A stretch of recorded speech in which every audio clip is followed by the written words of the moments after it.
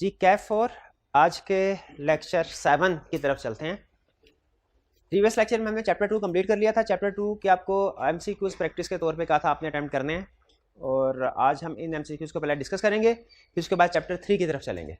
Chapter 3 के notes आपको provide कर दिए गए हैं, कुछ स्टूडेंट्स अगर रह गए तो अभी प्रिंट हो रहे हैं, अभी जैसे ही वो कॉपी होकर आते हैं तो आपको डिस्ट्रीब्यूट कर दिए जाएंगे। सबसे पहले एमसीक्यूज, पहली चीज़, क्या हमारे पेपर में एमसीक्यूज आएंगे? भाई यस आएंगे, बिल्कुल। पेपर के ऊपर 15 एमसीक्यूज होंगे 15 मार्क्स के। हमने उनमें से करेक्ट ऑप्शन को कैसे सेलेक्ट करना है? क्या पेपर के ऊपर ही टिक लगा देना है? इसका जवाब है नहीं, बल्कि हमने अपनी आंसर शीट के ऊपर हमने उसको टिक लगाना है। आंसर शीट के ऊपर लिखना है ऑप्शंस को 1 2 3 4, और उनके आगे करेक्ट ऑप्शन को हम लिखेंगे। लेक्चर नंबर हमारा 7। अच्छा, आंसर शीट पे कैसे अटेम्प्ट करना है वो आप नोट कर लीजिए। ये आपका पेज है, इस पेज के टॉप पे तो आपने लिखा होगा question number 5 for example.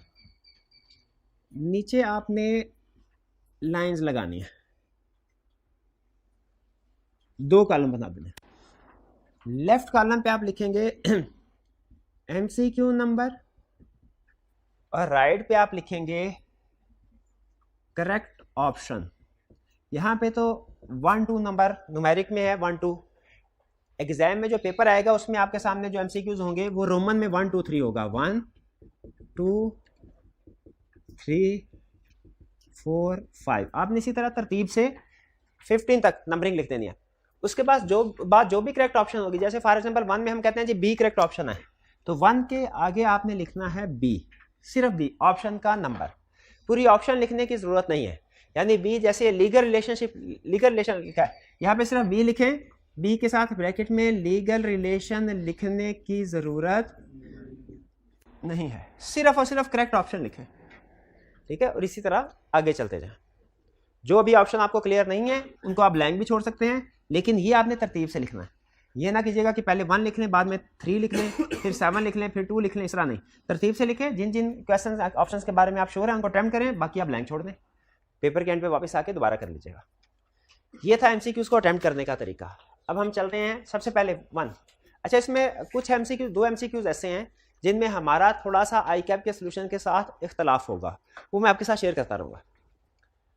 Lawful offer क्या है? प्रॉमिस, लीगल रिलेशन, प्रपोजल या प्रेजेंटेशन? प्रपोजल। हमने पढ़ा ऑफर का ही एक दूसरा नाम है प्रपोजल। हाँ, लेकिन जब इस ऑफर को एक्सेप्ट कर लिया जाए फिर वो प्रॉमिस बनता है, और फिर एक्सेप्टेंस के बाद लीगल रिलेशन बने। लेकिन जब अभी सिर्फ ऑफर स्टेज पे है तो ये क्या होगा? Proposal. Second, which of the following result in an offer? इनमें से कौन सी ऐसी चीज है जो कि ऑफर है? पहला, डिक्लेरेशन ऑफ इंटेंशन, इरादा जाहिर करना। क्या ये ऑफर है? ऑफर नहीं है।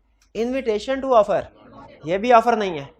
Advertisement offering reward to anyone who finds the lost log of the advertiser, ये ऑफर है। और कौन सी ऑफर है? General. An offer made in a joke, ये भी ऑफर नहीं। अच्छा, इसमें ये समझ लीजिए डिक्लेरेशन ऑफ इंटेंशन, इसको आप एक केस स्टडी से समझे। रियल केस स्टडी क्या है? 2 सेठ साहब आपस में बैठे बातें कर रहे थे। एक दूसरे को क्या कहता है कि मैं सोच रहा हूं कि जो भी बंदा मेरी बेटी से शादी करे ना, तो मैं एक फैक्ट्री उसके नाम पे ट्रांसफर कर दूं। अब वो आपस में बात कर रहे हैं, वो कह रहा है मैं सोच रहा हूं, मेरा इरादा है। अब करीबी मैनेजर जो था वो सुन रहा था। मैनेजर ने उसकी बेटी से शादी कर ली, लेकिन सेठ साहब ने अपनी फैक्ट्री उसके नाम नहीं लगाई। मैनेजर ने कहा सर देखे, इसने वादे की खिलाफवर्जी की है, ये हमारा एग्रीमेंट हुआ था, इसने कहा था कि ये शादी होगी इसकी बेटी के साथ तो ये फैक्ट्री उसके नाम ट्रांसफर करेगा, ट्रांसफर नहीं कर रहा। बताइए क्या दोनों पार्टीज के दरमियान में एग्रीमेंट हुआ?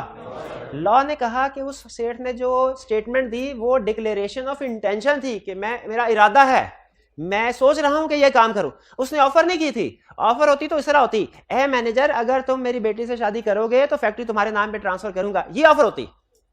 लेकिन अगर बंदा सिर्फ इरादा अपना जाहिर करे कि मैं सोच रहा हूं, मैं चाह रहा हूं कि इस तरह हो जाए, वो डिक्लेरेशन ऑफ इंटेंशन होती है, वो ऑफर कभी नहीं होगी। 2 क्लियर? तो 2 में करेक्ट ऑप्शन क्या हुई हमारी? सी। नेक्स्ट, इसके बाद आगे चलते हैं।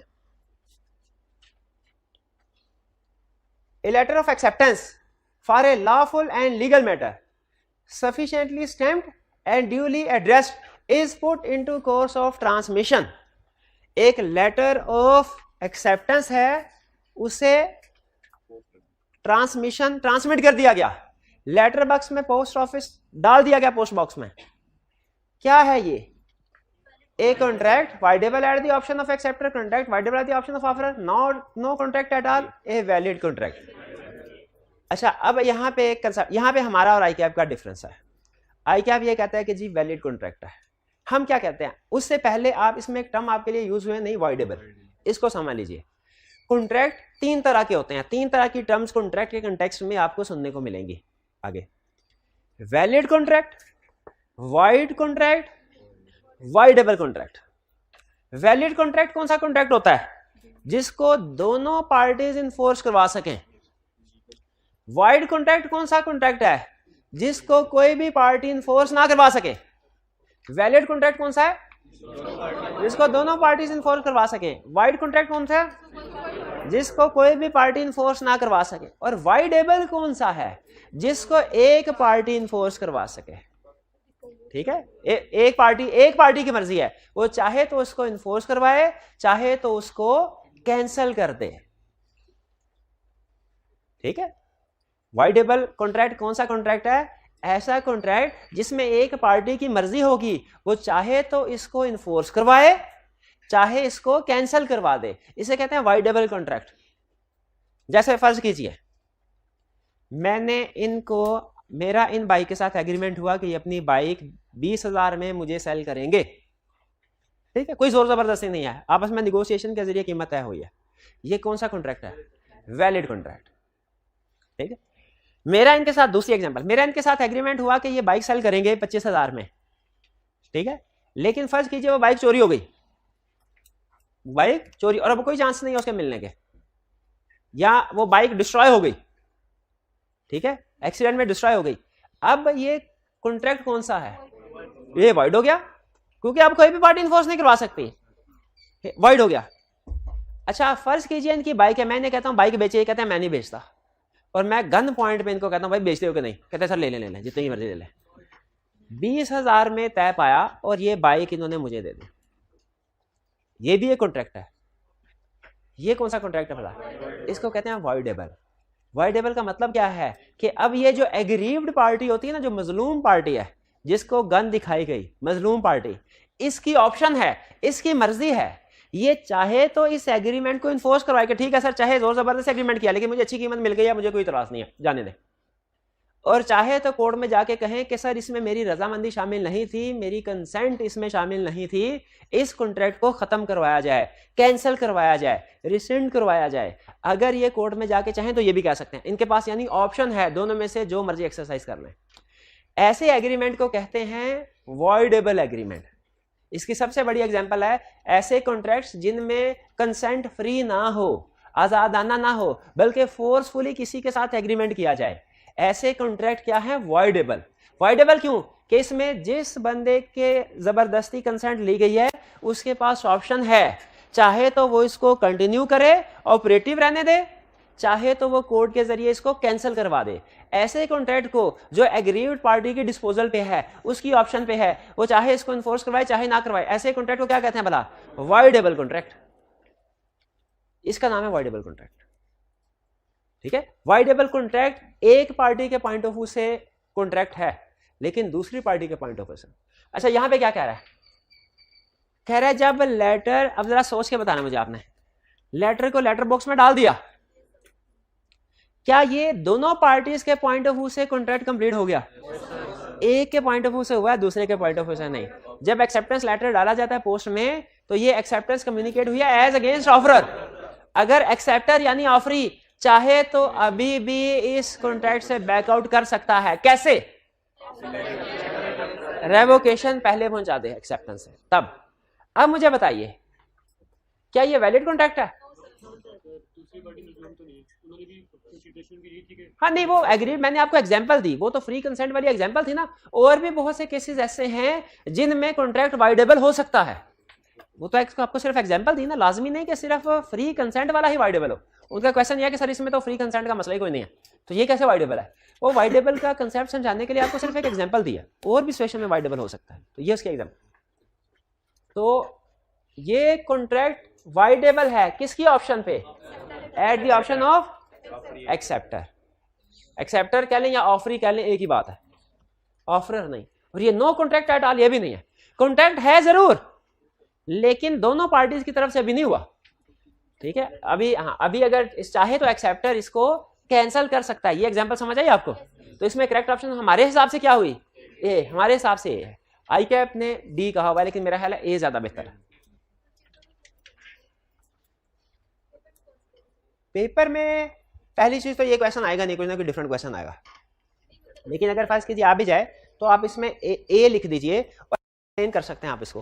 वैसे तो एमसीक्यूज में एक्सप्लेनेशन रिक्वायर्ड नहीं होती, लेकिन अगर इस तरह की सिचुएशन आए तो आप थोड़ा सा एक्सप्लेन कर। मेरा ख्याल है मैं अगर पेपर में होऊंगा ना तो मैं ए ऑप्शन लिखूंगा। ए ऑप्शन मेरे ख्याल में आपको ए ऑप्शन लिखनी चाहिए, वो ज्यादा बेहतर option. Next 4, N offer is not different from, मतलब ऑफर सेम है, नॉट डिफरेंट का मतलब सेम है। ऑफर सेम है किसके साथ? एडवर्टीजमेंट के साथ, वो तो invitation to offer, price list, proposal for doing और नॉट डूइंग समथिंग, और डिस्प्ले ऑफ द गुड्स। यानी ये तीनों ए बी और डी ये इनविटेशन टू ऑफर है, और जो सी है ये ऑफर है। आगे चलें। Question 5, A makes an offer to B on 10th by a letter which reaches B on 12th, यानी ऑफर कम्युनिकेट हुई 12 को। B post letter of acceptance on 14th which reaches A on 16th। B ने letter post किया acceptance का 14 को, जो कि पहुंचा कब? 16। Correct communication of acceptance is completed as against A, जब लेटर ऑफ एक्सेप्टेंस को पोस्ट किया गया 14 को। करेक्ट ऑप्शन क्या हुई हमारी? 14 बी। ये क्लियर है जी? बी हमारी करेक्ट ऑप्शन थी 14। इसमें कोई प्रॉब्लम तो नहीं है? 6, अच्छा इसमें भी हमारा और आई कैप का मेरा ख्याल थोड़ा फर्क है, इसको भी मैंने हाईलाइट किया। Offer is simply an, offer क्या है? Expression of willingness to do और नॉट टू डू समथिंग, बिल्कुल है। Intention to create legal relationship, ये भी है। Intention to get assent of other party for offered act और एब्स्टिनेंस, के ऑफर में इरादा ये होता है कि दूसरी पार्टी की रजामंदी ली जाए, ये भी है। तो करेक्ट ऑप्शन क्या बनी? तो हमारे लिए करेक्ट ऑप्शन क्या होगी? डी। आई कैप निकाल लिखिए सर, सी। ठीक है, हमारे लिए ऑप्शन डी होगी। क्लियर है ये बात? प्रॉब्लम तो नहीं इसमें कोई? एब्स्टेन का मतलब होता है मना करना, रुकना। क्योंकि ऑफर में कोई काम करने या किसी काम से रुकने, टू डू और नॉट टू डू दोनों चीजें होती हैं, तो इसीलिए उसने एक्ट और एब्स्टिनेंस दोनों का वर्ड यूज किया। 7, an offer can not be made by the words of mouth, bye the conduct of words of mouth, अल्फाज के जरिए से ऑफर की जा सकती है, बिल्कुल की जा सकती है। By the conduct of party employed, by the circumstances भी की जा सकती है। To the offerer himself, offer के लिए दो पार्टीज का होना जरूरी है, डिफरेंट, ऑफरर और ऑफरिंग। तो इसमें डी ऑप्शन सही है, खुद को ऑफर नहीं की जा सकती। 8, an offer is said to be revoked, offer कब रिवोक होती है?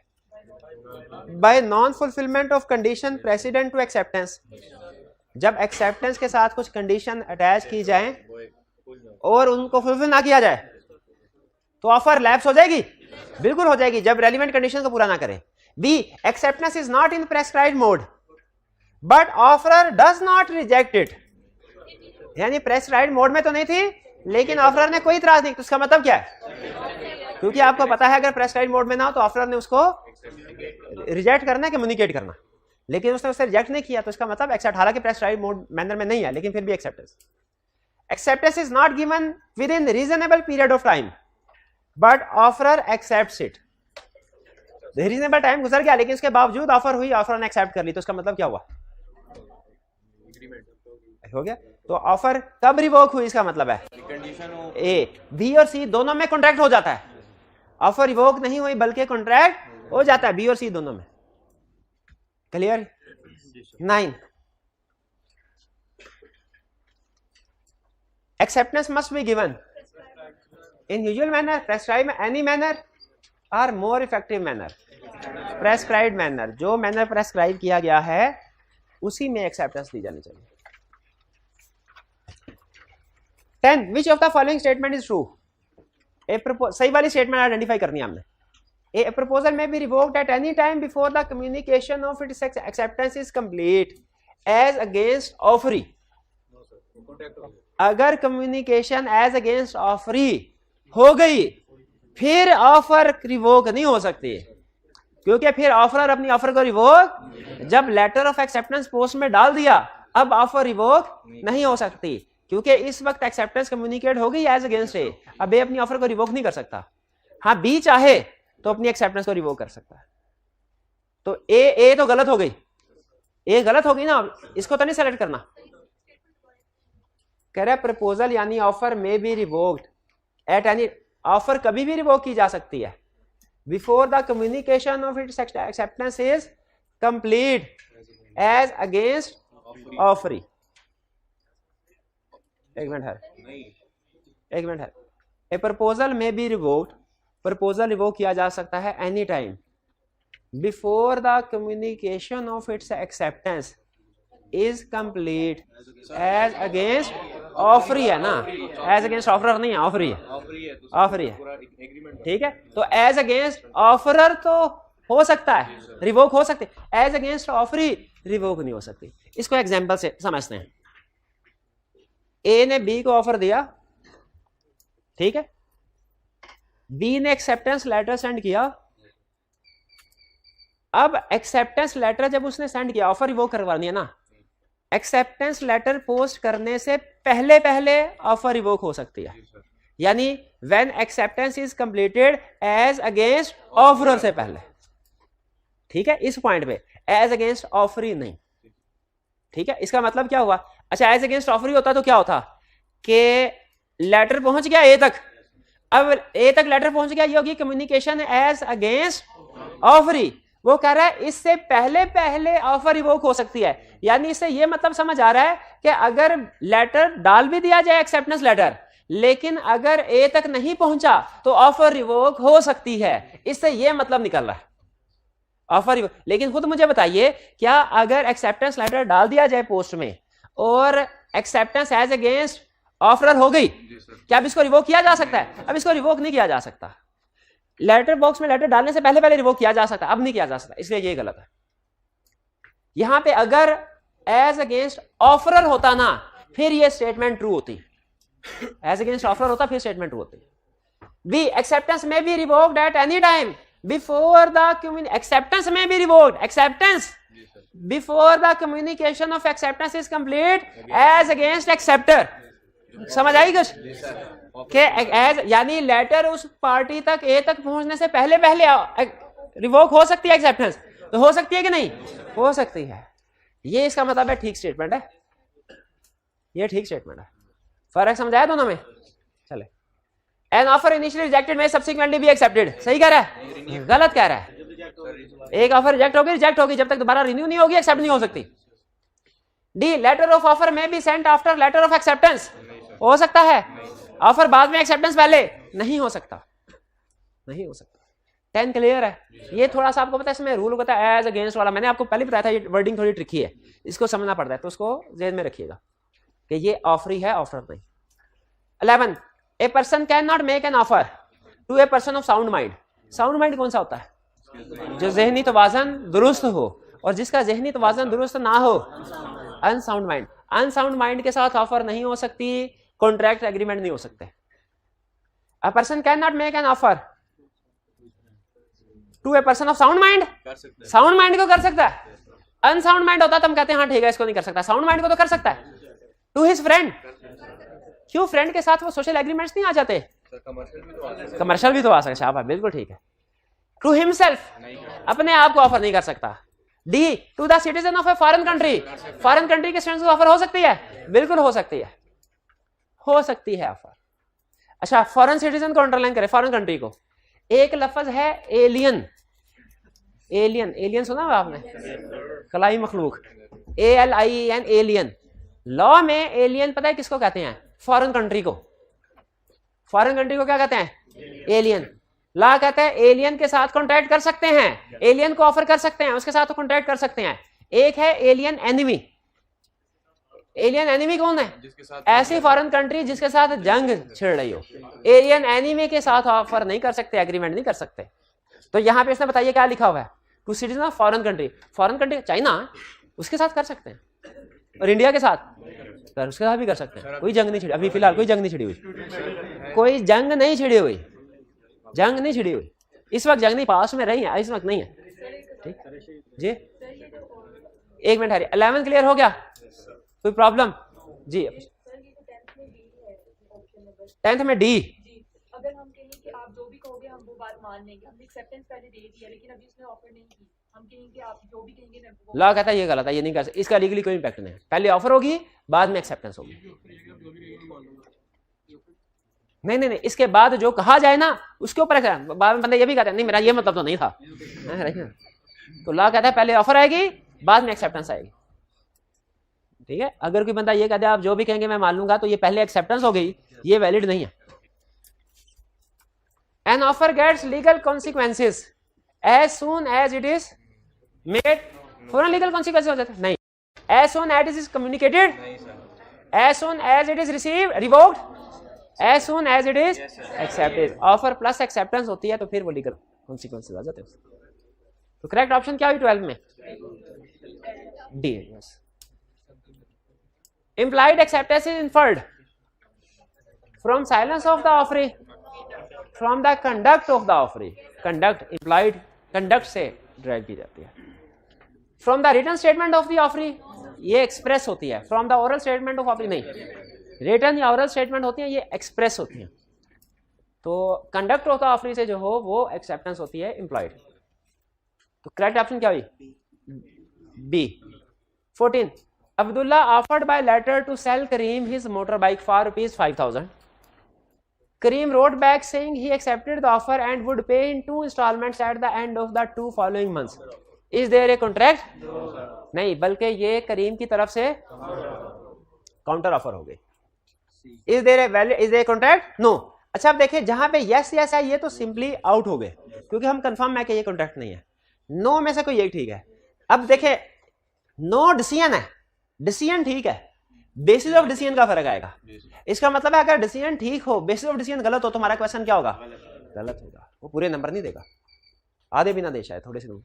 तो no, because Kareem is trying to amend the contractual terms Abdullah can be assume to revoke the offer. ठीक है, करीम टर्म्स को चेंज कर रहा है लेकिन अब्दुल्ला को अज्यूम नहीं कर सकते कि हो सकता है उसको एक्सेप्ट कर ले।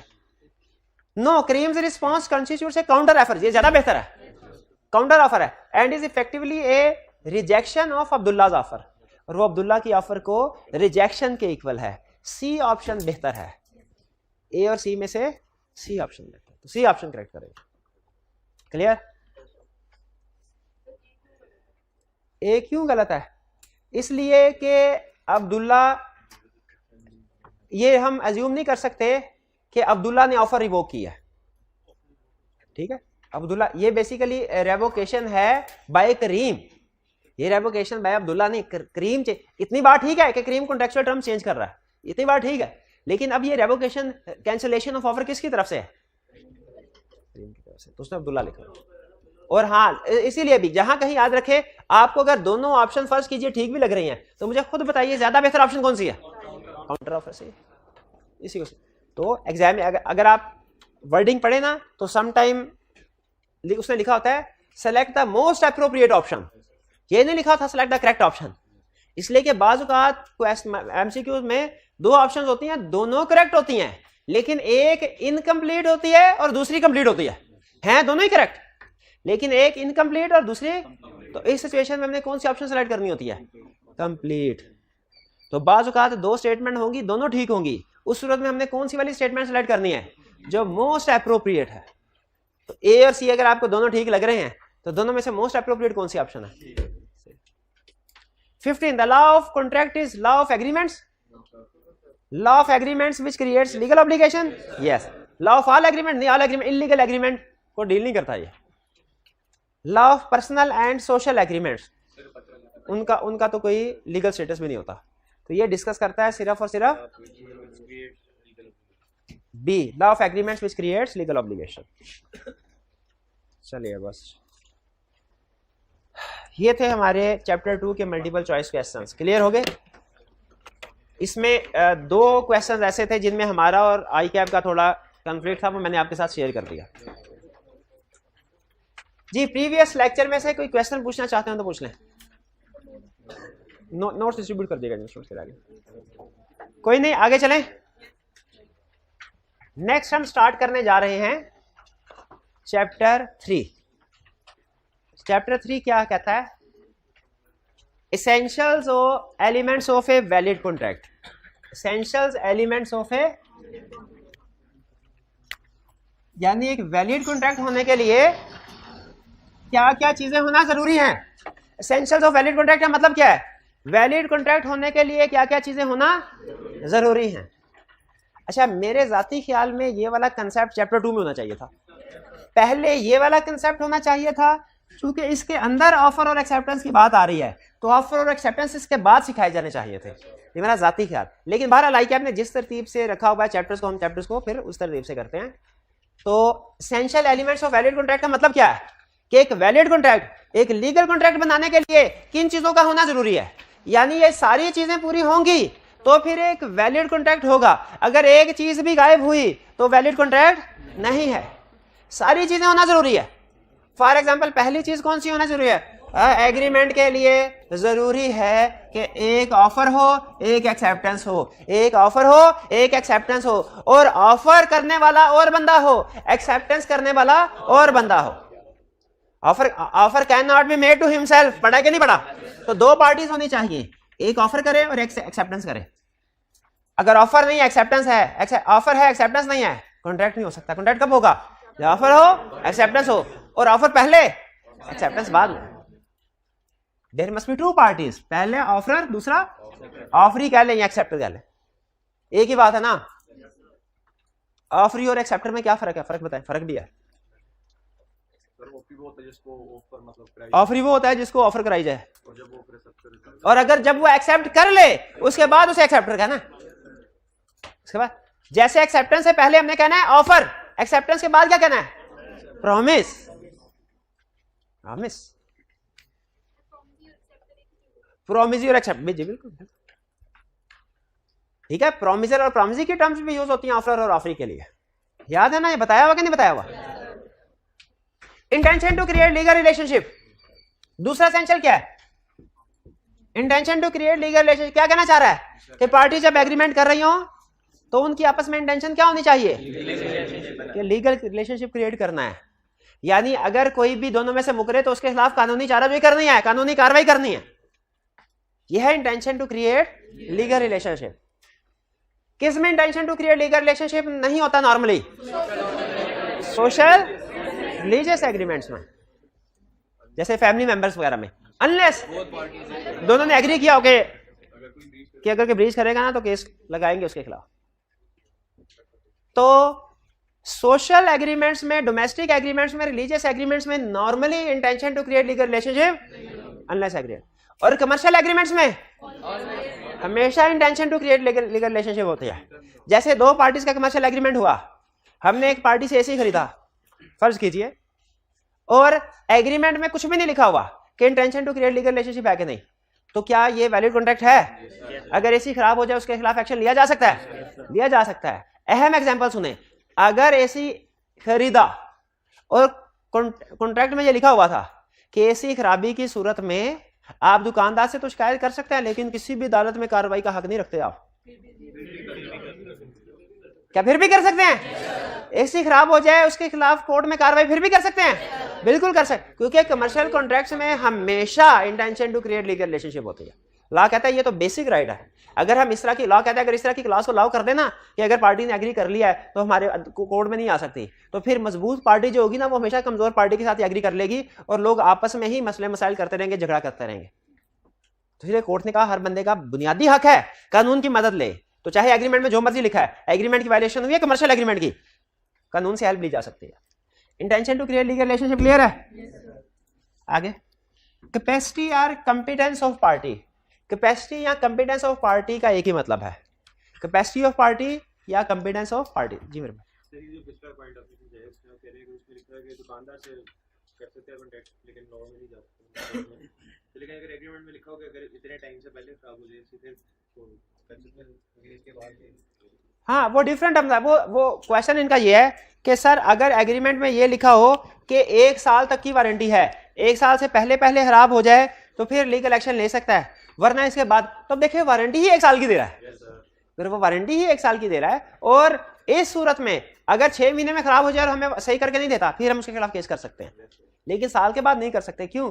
उसमें वारंटी ही है। बिल्कुल। नेक्स्ट, कैपेसिटी या कंपिटेंस ऑफ पार्टीज, कि जो पार्टीज आपस में कॉन्ट्रैक्ट कर रही हैं वो इस काबिल होनी चाहिए, कंपिटेंट टू कॉन्ट्रैक्ट होनी चाहिए। अब कौन सी पार्टीज कंपिटेंट टू कॉन्ट्रैक्ट है, कौन सी नहीं है? लॉ कहता है सारी पार्टीज कंपिटेंट टू कॉन्ट्रैक्ट है, हर इंसान कंपिटेंट टू कॉन्ट्रैक्ट है सिवाय 3 लोगों के। इन 3 लोगों के अलावा हर बंदा कंपिटेंट टू कॉन्ट्रैक्ट है, यानी कॉन्ट्रैक्ट कर सकता है। इसका मतलब है ये 3 लोग कंपिटेंट टू कॉन्ट्रैक्ट नहीं है, यानी ये 3 लोग कॉन्ट्रैक्ट नहीं कर सकते। भाई कौन से 3 लोग कॉन्ट्रैक्ट नहीं कर सकते? पहला माइनर, माइनर कौन होता है? 18 साल से कम, ये कॉन्ट्रैक्ट नहीं कर सकता। दूसरा पर्सन ऑफ अनसाउंड माइंड, कौन? जिसका ज़हनी तवाज़न दुरुस्त नहीं है। ज़हनी तवाज़न अच्छा, मैं पागल के लफ्ज़ को अवॉइड कर रहा हूँ, आपने नोट किया? हालांकि पागल बड़ा आसान लफ्ज़ है, ज़हनी तवाज़न दुरुस्त नहीं थोड़ा सा मुश्किल है, लेकिन फिर भी मैं ज़हनी तवाज़न दुरुस्त क्यों? क्योंकि नॉर्मली पागल से ये जहन में आता है बंदा जो हमेशा ही पागल रहता है। ज़हनी तवाज़न दुरुस्त नहीं है में आर्जी कंडीशंस भी आ जाते हैं। कहाँ कभी शदीद बीमार हुए तो पता ही नहीं चलता, बंदा होशो हवास में नहीं रहता, जिसका हवास नहीं है, पर्सन ऑफ अनसाउंड माइंड जो अपने होशो हवास में ना हो, इसमें पागल भी आ जाता है। पागल के अलावा भी कुछ लोग आ जाते हैं। भाई कोई नशे में हो, अगर उसे कोई अच्छे बुरे भले की समझ होगी, उस सूरत में अगर उसके साथ एग्रीमेंट कर लिया जाए, क्या आपके ख्याल में वो वैलिड होना चाहिए? नहीं होना चाहिए, वो भी अनसाउंड माइंड में कवर हो जाता है। नहीं नहीं कोई फॉल्ट, बिल्कुल लॉ बिल्कुल सही कह रहा है। हाँ कॉन्ट्रैक्ट करके क्या, बिल्कुल। तो लॉ कहता है साबित करो, आपको साबित करना पड़ेगा, साबित करना पड़ेगा। वो अब वैसे वो अजीब सी बात है, वो जो इस्लामाबाद में मर्डर वाला केस हुआ था, तो आपने भी अखबार में देखा, वो पागलों की एक्टिंग वो कर रहे, लेकिन अदालत तो पागल नहीं थी ना, उन्हें समझ आ रही थी कि मुंह देख के सारी पागल हो जाते हैं। उन्होंने कहा नहीं भाई, जिस वक्त एक्ट हुआ उस वक्त आपका ज़हनी तवाज़ुन ठीक था। तो अदालत सबूत मांगती है, अगर आप अदालत को सबूत प्रोवाइड कर दें कि आप उस वक्त जिस वक्त कॉन्ट्रैक्ट हो रहा था पागल थे, आपका ज़हनी तवाज़ुन दुरुस्त नहीं था, आप अपने होशो-हवास में नहीं थे, सबूत पेश कर दिया, फिर तो अदालत मानेगी, सबूत के बगैर नहीं मानेगी। तीसरा, पर्सन डिस्क्वालीफाइड बाय लॉ, ऐसे लोग जिनको लॉ ने डिस्क्वालीफाई कर दिया है। अब किसको डिस्क्वालीफाई किया है ये हम अभी इस तरफ नहीं जाते, ठीक है? लॉ ने कुछ लोगों को डिस्क्वालीफाई, जैसे कैदी जो जेल में बैठा हुआ है, आपको पता है जेल में बैठा वो घर वालों से फोन पे बात नहीं कर सकता अपने, उसमें इतनी पाबंदी होती। तो आपका क्या हाल है, जेल में बैठ के कमर्शियल एग्रीमेंट्स करने की इजाजत होगी उसको? वो सेल परचेज कर रहा होगा? नहीं होती, वो पर्सन डिस्क्वालीफाइड बाय लॉ में आता है। और इस तरह के कुछ और पर्सन है। तो ये 3 लोग हैं, माइनर, अनसाउंड माइंड और पर्सन डिस्क्वालीफाइड बाय लॉ। ये लोग एग्रीमेंट कॉन्ट्रैक्ट नहीं कर सकते, कंपिटेंट टू पार्टी नहीं है। इन 3 के अलावा बाकी सारे लोग कंपिटेंट टू पार्टी हैं। अच्छा, आपने अन्यवार रटा नहीं लगाना। कुछ स्टूडेंट होते हैं कहते हैं सर कंपिटेंट टू पार्टी में हमने पढ़ा था 3 तरह के लोग कॉन्ट्रैक्ट कर सकते हैं, minor, person of unsound mind, person disqualified by law. Concept ये नहीं है, वो कह रहे हैं इनके अलावा बाकी सब कुछ कॉन्ट्रैक्ट कर सकते हैं, ये नहीं कर सकते, इसके अलावा बाकी सारे लोग कर सकते हैं। जी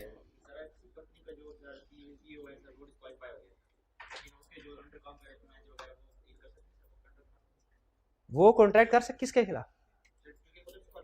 हाँ, किसी कंपनी का फर्ज कीजिए अगर चीफ एग्जीक्यूटिव वगैरह होते हैं, डायरेक्टर होता है, वो डिस्क्वालीफाई हो जाते हैं, तो याद रखें फिर वो कंपनी के बिहाफ पे कॉन्ट्रैक्ट नहीं कर सकते, लेकिन उसके अलावा दूसरे लोग कंपनी के अंदर जो है क्या वो कॉन्ट्रैक्ट कर सकते हैं? यस, वो कर सकते हैं। भाई 3 पॉइंट क्लियर हो गए। आगे 4th, free consent. Free consent का मतलब क्या है? रजामंदी। फ्री का मतलब क्या है? बगैर किसी जोर जबरदस्ती जबर के, राजी खुशी अपनी मर्जी से कंसेंट देना। फ्री कंसेंट का मतलब क्या है? अपनी मर्जी, बगैर किसी जबर के, बगैर किसी फोर्स के कोई एग्रीमेंट करना। तो कॉन्ट्रैक्ट, वैलिड कॉन्ट्रैक्ट के लिए कंसेंट फ्री होनी चाहिए। अगर कंसेंट फ्री नहीं है, अच्छा कंसेंट फ्री नहीं है, इसकी क्या एग्जांपल होगी? गन पॉइंट पे कहा भाई कॉन्ट्रैक्ट करते हो कि गोली मार, ये है फ्री कंसेंट ना होना। ठीक है, किसी फैमिली मेंबर को अगवा कर लेना कि एग्रीमेंट करोगे तो फिर वापस भेजेंगे बच्चे को, वरना फारग। क्रिमिनल लॉ में बिल्कुल चला गया, लेकिन कंसेंट भी फ्री नहीं है। कंसेंट भी फ्री नहीं है। हम देखेंगे इसका कॉन्ट्रैक्ट एक्ट पे क्या इम्पैक्ट है। क्रिमिनल लॉ में जो सजा लिखी है वो तो मिले ही मिलेगी, लेकिन उसके साथ साथ जो कॉन्ट्रैक्ट एक्ट में एग्रीमेंट हुआ है वो दुकान भी तो वापस मिलेगी, कि वो नहीं मिलनी चाहिए। बताइए क्या सिर्फ क्रिमिनल सजा होनी चाहिए कि सिविल में भी कुछ लिखा होना चाहिए? सिविल लॉ में कॉन्ट्रैक्ट। तो फ्री कंसेंट क्या है ये समझ आया? जब रजामंदी फ्री ना हो, जब कंसेंट फ्री नहीं होगी, फ्री कंसेंट होगी तो वैलिड कॉन्ट्रैक्ट है, कंसेंट फ्री नहीं है तो वो क्या है? वो वाइडेबल है। वाइड क्यों नहीं है? पहले आप ये बताइए वाइड ज्यादा बेहतर है कि वाइडेबल? मैंने इन भाईजान को गन पॉइंट में कहा ये छुरी 10 रुपए में मोबाइल दो, 10 रुपए में मोबाइल बेचते हो?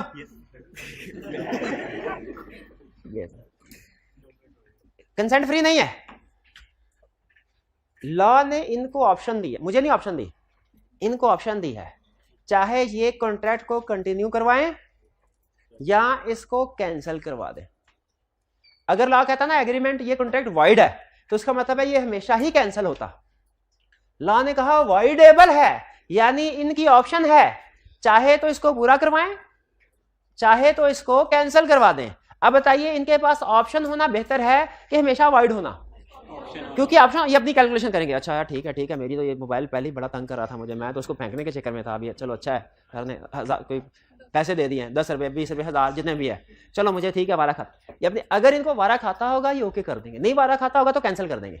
तो बजाय ये कि लॉ ने कहा खुद फैसला करें, उन्होंने कहा एग्रीड पार्टी फैसला कर ले। अब एग्रीड पार्टी चाहे तो कॉन्ट्रैक्ट को कंटिन्यू करवाए, याद रखें हमेशा ऑप्शंस होना बेहतर होता है बजाय इसके कि कोई कंफर्म डिसीजन हो जाए। ऑप्शन में आपके पास दोनों रास्ते खुले हैं, आप कैलकुलेशन कर सकते हो भाई ये वाला ठीक है कि ये वाला ठीक है। तो इसीलिए कॉन्ट्रैक्ट का वाइडेबल होना एग्रीड पार्टी के लिए ज्यादा बेहतर ऑप्शन है बजाय इसलिए कि कॉन्ट्रैक्ट का क्लास सीधा कहता वाइड है। ठीक है, अब हो सकता है मैं इनसे कहूं भाई आईफोन, वो सच में आईफोन है, आईफोन मैंने तो सुना 1.5 लाख का होता है, वो 1 लाख में बेचते हो कि नहीं बेचते? 1 लाख में सर ले 1 लाख में 1 लाख दिया, बाद में आगे पता चला वो तो 20,000 वाला था। 20,000। ठीक है, तो अब बताइए ये अब इनके लिए बेनिफिशियल हो गया कि नहीं हो गया? ये कहेंगे ठीक है सर मुझे मंजूर, हालांकि मेरी कंसेंट फ्री नहीं थी, लेकिन चूंकि कॉन्ट्रैक्ट वाइडेबल है मेरी मर्जी है, मैं कहता हूं कॉन्ट्रैक्ट को इन्फोर्स करवाएं इसको। तो हमेशा याद रखें voidable is better option than being void, voidable होना बेहतर है। ठीक है, अच्छा अब कंसेंट कब फ्री नहीं होती? ये एग्जांपल देखिए, कंसेंट कब फ्री नहीं होती? जब कोर्शन हो, जब अनड्यू इन्फ्लुएंस हो, जब फ्रॉड हो, जब मिसरिप्रेजेंटेशन हो या जब मिस्टेक हो। कंसेंट कब फ्री नहीं होती? जब कोर्शन हो, अनड्यू इन्फ्लुएंस हो, मिसरिप्रेजेंटेशन हो, फ्रॉड हो, मिस्टेक हो। Consent is not free. Consent कब फ्री नहीं होगी?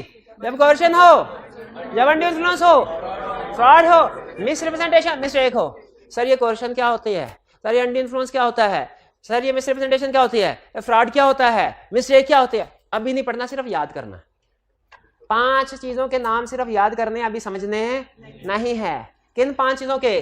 कंसेंट कब नहीं है, जब कोर्शन हो कंसेंट नहीं, फ्री कंसेंट नहीं है, अनड्यू इन्फ्लुएंस हो फ्री कंसेंट नहीं है, फ्रॉड हो फ्री कंसेंट नहीं है, मिसरिप्रेजेंटेशन हो फ्री कंसेंट नहीं है, प्लस मिस्टेक लिखना भूल गए, मिस्टेक है तो फ्री कंसेंट। कुछ समझ आई? और जब ये चीजें हैं, झूठ बोल के चीज बेची, झूठ बोल के चीज बेची, मेड इन चाइना वाली मेड इन जापान कह के बेची, बताइए कंसेंट फ्री है? नहीं है, तो कॉन्ट्रैक्ट क्या हुआ? वाइडेबल। तो वैलिड कॉन्ट्रैक्ट के लिए फ्री कंसेंट होना जरूरी है। अगर फ्री कंसेंट नहीं है तो वो कॉन्ट्रैक्ट वैलिड नहीं, कौन सा हो गया? वाइडेबल। अभी फर्क बताया था ना, वैलिड और वाइडेबल का फर्क क्या है? आगे चलें जी मैम। फ्री कंसेंट नहीं है और केस कैसे, जो एग्रीड पार्टी है वो केस कर देती है, तो लॉ कैसे मानेंगे कि ये वाकई एग्रीड पार्टी? हाँ शाबाश शाबाश शाबाश।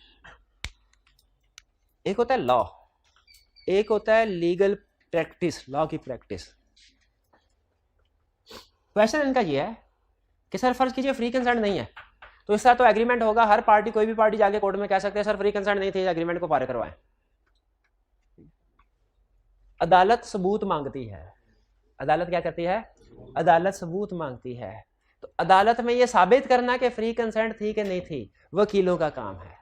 हमारा काम है लॉ पढ़ना कि लॉ क्या कहता है, क्या रूल होगा, उस रूल को अदालत में साबित कैसे करना है, ये वकीलों का काम है, उनको करने दीजिए, हमारा काम नहीं है, हमने सिर्फ लॉ पढ़ना। ठीक है, हमने सिर्फ लॉ पढ़ना है। आगे चलते हैं। कंसीडरेशन, कंसीडरेशन किसे कहते हैं? Something in return.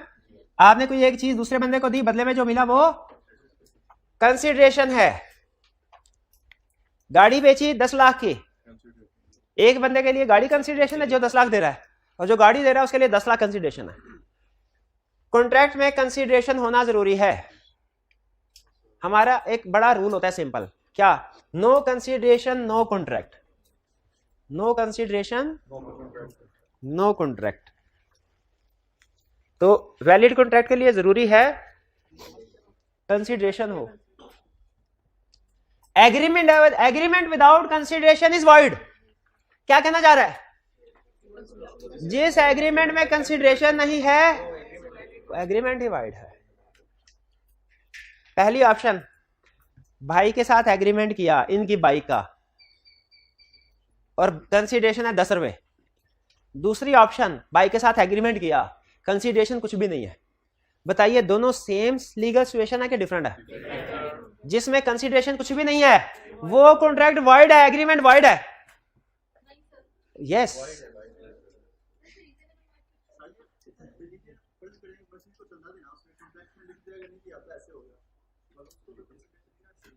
एक minute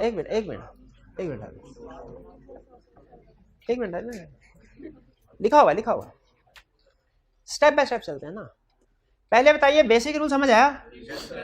agreement without consideration is void. इसका मतलब क्या है? जिस एग्रीमेंट में कंसीडरेशन नहीं वो एग्रीमेंट ही नहीं, वो वॉइड है। लॉ यहां पे 2 अल्फाज यूज करता है, कहता है no consideration is different from inadequate consideration. नहीं समझ आई ना? नहीं समझ आई। नो कंसीडरेशन का मतलब है कोई उसमें कॉन्ट्रैक्ट हुआ ही नहीं, ये और सिचुएशन है।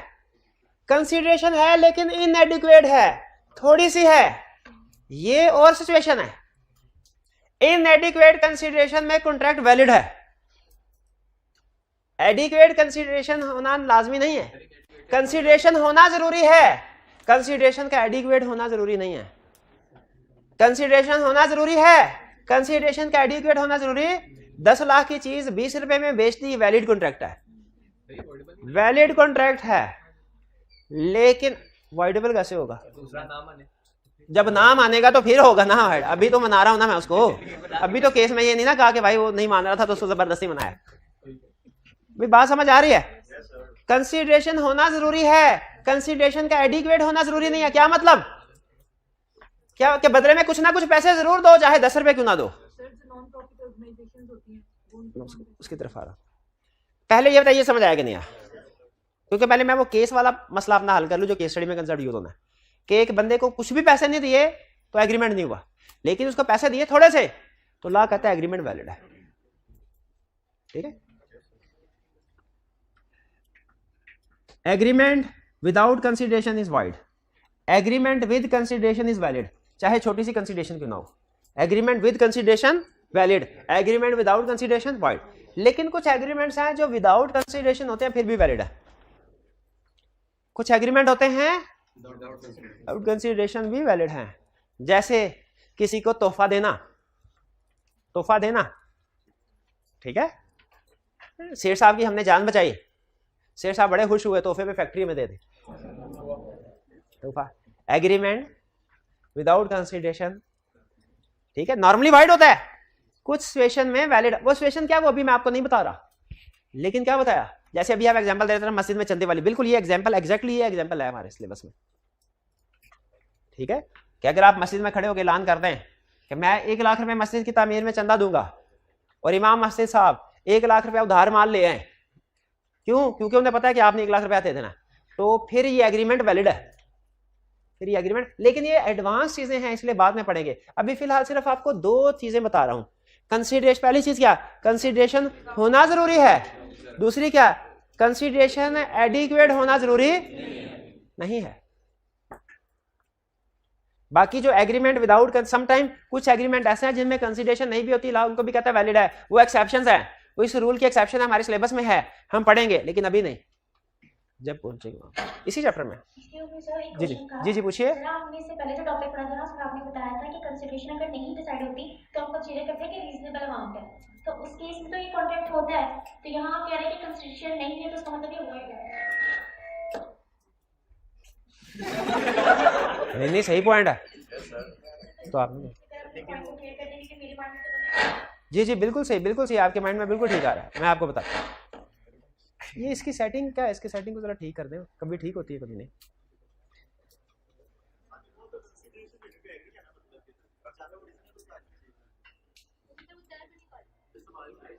क्वेश्चन उनका ये है, क्वेश्चन इनका, अब यहाँ पे फिर लेक्चर को रोकते हैं, बाकी कल करेंगे। अब मैं इस क्वेश्चन के ऊपर थोड़ा डिस्कशन करना चाह रहा हूँ।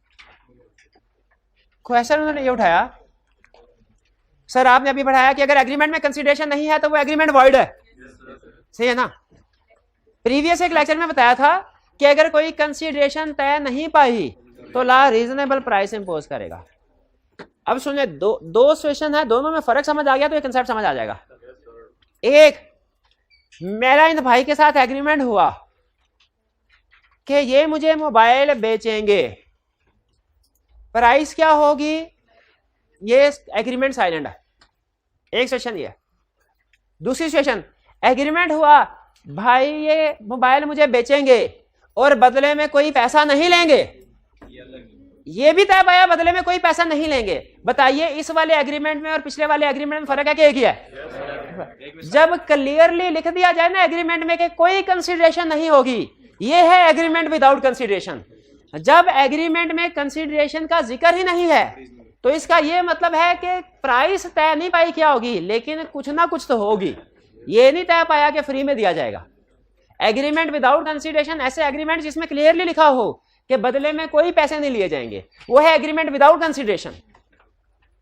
ठीक है, ये क्लियरली लिखा होना चाहिए एग्रीमेंट में कि बदले में कोई पैसे नहीं दिए जाएंगे, फिर वो एग्रीमेंट विदाउट कंसीडरेशन बनेगा। अगर एग्रीमेंट में सिर्फ एक चीज की सेल परचेज का लिखा हुआ है, पैसों का जिक्र नहीं है, तो इसका यह मतलब नहीं है कि मुफ्त में मिल जाएगी चीज। इसका मतलब क्या है, रीजनेबल प्राइस पे की जाएगी। तो अगर एग्रीमेंट विदाउट कंसीडरेशन वो नहीं है जिसके अंदर प्राइस क्लास साइलेंट है, एग्रीमेंट विदाउट कंसीडरेशन वो है जिसकी प्राइस क्लास में लिखा हुआ है no price will be given. समझ आई कि नहीं आई? नहीं, मुझे नहीं लगता समझ आई। अच्छा चलें ठीक है, अभी लेकिन अभी सारी समझ, अभी तो केस स्टडी करेंगे तो फिर समझ आएगी। आपको पता है लॉ की हर प्रोविजन के साथ एग्जाम्पल है, जब तक वो आप एग्जाम्पल नहीं पढ़ेंगे ना आपको समझ नहीं आएगी। लेकिन अभी फिलहाल एग्जाम्पल्स ना पढ़ें, कल हम इस लेक्चर को कंक्लूड, इस कंसेप्ट को कंक्लूड करेंगे, फिर इसकी केस स्टडीज को डिस्कस करेंगे, उसमें फिर आपको पता चलेगा एग्रीमेंट विदाउट कंसीडरेशन के एग्जाम्पल्स क्या हैं। क्लियर? चलिए आज का लेक्चर यहाँ पे खत्म करते हैं हम। अल्लाह हाफिज़।